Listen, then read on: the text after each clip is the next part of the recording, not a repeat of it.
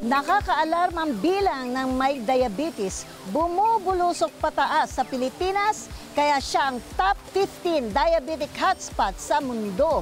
Huwag matakot, manageable naman ang diabetes.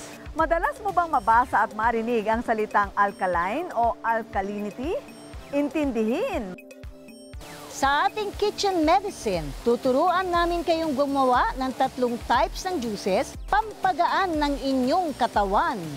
Quality Healthcare Service pinalapit sa mga Pinoy. Silipin natin kung anong meron sa Klinika Manila. Mahilig ka bang magtanim ng gulay at herbs pero maliit lang ang iyong lupa? Try pocket farming.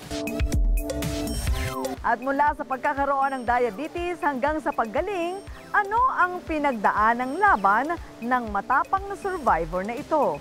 Ang lahat ng yan ibibida ngayon na dito sa Health TV Embassy! Gagaling ka na, gagaling na tayo sa Health TV Embassy, tuturuan nila tayo.